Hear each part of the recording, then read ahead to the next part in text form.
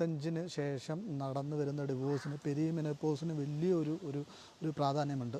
അതിനെക്കുറിച്ചാണ് നമ്മൾ ഇന്ന് പ്രധാനമായിട്ട് ഈ വീഡിയോയിലൂടെ സംസാരിക്കുന്നത്. ഇന്നത്തെ കാലത്ത് വർക്ക് ചെയ്യുന്ന സ്ത്രീകളിൽ ടെൻഷന്, പ്രഷർ, സ്ട്രെസ് ഇതൊക്കെ വളരെ കൂടുതലാണ്. അപ്പോൾ അതുകൊണ്ട് തന്നെ ഒരു 30 വയസ്സ് കഴിയുമ്പോൾ തന്നെ, ഒരു 30-35 വയസ്സ് കഴിയുമ്പോൾ തന്നെ ഇവരുടെ ഹോർമോൺ ചേഞ്ച് വളരെ നല്ല രീതിയിൽ ഇവരുടെ ലൈഫിനെ ബാധിക്കാറുണ്ട്. അപ്പോൾ അതുമായിട്ട് ഉണ്ടാകുന്ന മാനസിക സമ്മർദ്ദങ്ങൾ, മാനസികമായിട്ടുള്ള ബുദ്ധിമുട്ടുകൾ, ഇത് പലപ്പോഴും അവർക്ക് തിരിച്ചറിയാൻ പറ്റുന്നില്ല. അതായത് എൻ്റെ ഹോർമോണൽ ചേഞ്ച് കൊണ്ടാണ് ഇത് ഉണ്ടാകുന്നതെന്ന് അറിഞ്ഞൂടാ. അപ്പോൾ സ്ത്രീകളെ സംബന്ധിച്ചിടത്തോളം നിങ്ങൾക്ക് തന്നെ അറിയാം, നിങ്ങളുടെ 28 ദിവസം എന്ന് പറഞ്ഞാൽ, അല്ലെങ്കിൽ 4 ഘട്ടങ്ങളെന്ന് പറഞ്ഞാൽ എത്രത്തോളം ബുദ്ധിമുട്ട് അനുഭവിക്കുന്നതാണെന്ന് സ്ത്രീകൾക്കറിയാം. അല്ലെങ്കിൽ ഒരു PMS ഉള്ള സ്ത്രീകൾക്കറിയാം അവർക്ക് എത്രത്തോളം ബുദ്ധിമുട്ട് അനുഭവിക്കുന്നത്, അല്ലെങ്കിൽ പീരീഡ്സിന് മുമ്പും പീരീഡ്സിന് ശേഷമുള്ള നിങ്ങളുടെ വേദന. ഇതിനെക്കുറിച്ച് പോലും നിങ്ങളുടെ ഹസ്ബൻഡോ അങ്ങനെയുള്ള ആളുകളോ ഒന്നും അവെയർ ആയിരിക്കത്തില്ല.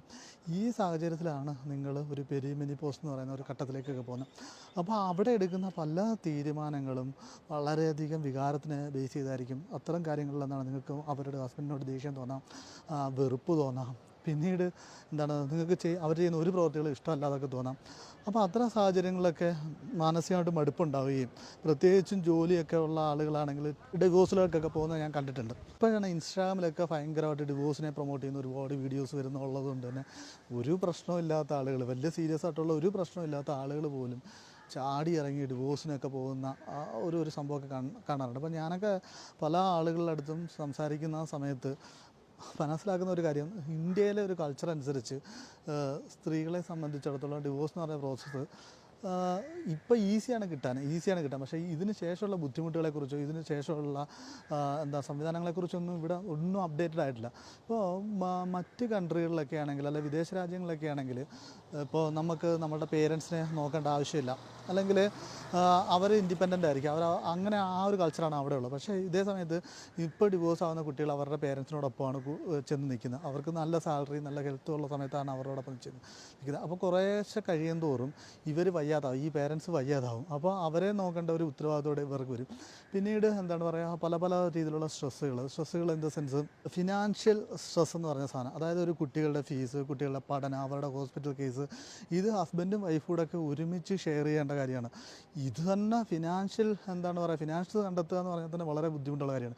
ഈ ഉത്തരവാദിത്തങ്ങളെല്ലാം ഈ ഒരൊറ്റ സ്ത്രീ എടുത്തതിന് ശേഷം കുട്ടികളുടെ വിദ്യാഭ്യാസത്തിന് വേണ്ടി കഷ്ടപ്പെടുന്നു, അവരുടെ ഹോസ്പിറ്റലിന് വേണ്ടി കഷ്ടപ്പെടുന്നു. ഈ പറയുന്ന ഡിവോഴ്സ് നടക്കുന്ന പ്രോസസ്സിൽ ഇവർ ഇതൊന്നും ആലോചിക്കത്തില്ല. പക്ഷേ അത്രത്തോളം സപ്പോർട്ടീവ് സംവിധാനം നമുക്ക് ഇവിടെ ഇല്ലതാണ്. അപ്പോൾ ഇതൊന്നും ആലോചിക്കാതെയാണ് പെട്ടെന്ന് തന്നെ ഡിവോഴ്സിലേക്കൊക്കെ ആളുകൾ എടുത്തത്. ഞാൻ ഒരുപാട് ഡിവോഴ്സ് കേസ് കൺസൾട്ട് ചെയ്തിട്ടുണ്ട്. പലപ്പോഴും അവിഹിതത്തിനെക്കുറിച്ചൊക്കെ ഞാൻ ഒരുപാട് വീഡിയോ ചെയ്തിട്ടുള്ളതുകൊണ്ട് അവിഹിത കേസുകളൊക്കെ ഒരുപാട് വരാറുണ്ട്. ഇവർ ആദ്യം ഫ്രസ്ട്രേറ്റഡ് ആയിട്ടായിരിക്കും വരുന്നത്. പക്ഷേ ലിറ്ററലി ഇവർ രണ്ടുപേരും തമ്മിൽ, അല്ലെങ്കിൽ ഹസ്ബൻഡും വൈഫും പോയൊരു സെക്സോളജിസ്റ്റിനെയോ, അല്ലെങ്കിൽ അത് നല്ലൊരു കൗൺസിലിംഗ് എടുത്താൽ തീരാവുന്ന പ്രശ്നങ്ങളെ അവിടെ ഉണ്ടായിരിക്കുള്ളൂ, അല്ലെങ്കിൽ നല്ലൊരു സൈക്കോളജിസ്റ്റിനെ കണ്ടു കഴിഞ്ഞാൽ തീരാവുന്ന പ്രശ്നങ്ങളെ അവിടെ ഉണ്ടായിരിക്കുള്ളൂ. പക്ഷേ പലപ്പോഴും അവരൊരു അവിഹിതത്തിന് പോയത് പോലും നമുക്ക് തെറ്റു പറയാൻ പറ്റത്തില്ല. അത്തരത്തിലുള്ള സാഹചര്യങ്ങൾ വരെയുണ്ട്. ഇതിൻ്റെയൊക്കെ പുറത്ത് ആളുകൾ മറ്റുള്ളവരുടെ ഇൻഫ്ലുവൻസിലൂടെയൊക്കെ ആവശ്യമില്ലാതെ ഡിവോഴ്സിലേക്കൊക്കെ പോകുന്ന ഒരുപാട് കാഴ്ചകൾ കണ്ടിട്ടുണ്ട്. പക്ഷേ നിങ്ങൾ ഡേ ബൈ ഡേ സ്ത്രീകൾ തന്നെയാണ് വീണ്ടും കഷ്ടപ്പെടുന്നത്. ഇപ്പോൾ ഉള്ള സപ്പോർട്ട് സിസ്റ്റമൊക്കെ അവിടെയുണ്ട്.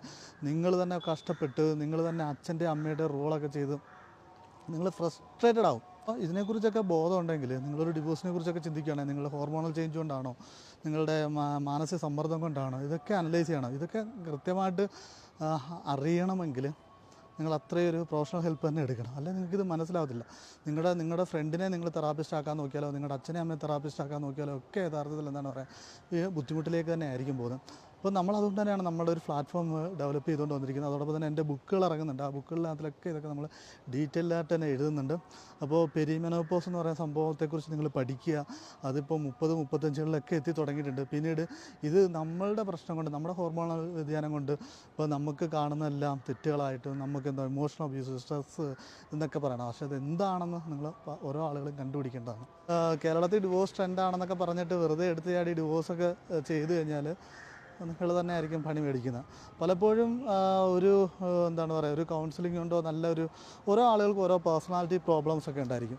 പക്ഷേ പേഴ്സണാലിറ്റി ഇഷ്യൂസ് ഉണ്ടായിരിക്കും. അപ്പോൾ അതൊക്കെ ഐഡൻറ്റിഫൈ ചെയ്ത് കറക്റ്റ് ചെയ്യാൻ പറ്റുന്ന ഒരുപാട് കേസുകൾ നമ്മുടെ മുന്നിലുണ്ട്. അപ്പോൾ ഞങ്ങൾ കുറേയധികം കേസുകൾ കൺവേർട്ട് ചെയ്തിട്ടുണ്ട്. നല്ല രീതിയിൽ സക്സസ്ഫുള്ളായിട്ട് ഡിവോഴ്സിൽ നമ്മൾ പിന്തിരിപ്പിച്ചിട്ടുണ്ട്. നല്ലൊരു എഫേർട്ട് വേണം. പക്ഷേ നിങ്ങൾക്ക് ആദ്യം ഒരു ബോധം വേണം. നിങ്ങൾ കഷ്ടപ്പെടാൻ പോകുന്നതിനെക്കുറിച്ചൊക്കെ ഒരു ബോധമൊക്കെ ഉണ്ടെങ്കിൽ മാത്രമേ നിങ്ങൾക്ക് ഈ പറയുന്ന കാര്യങ്ങൾ മനസ്സിലാവുള്ളൂ.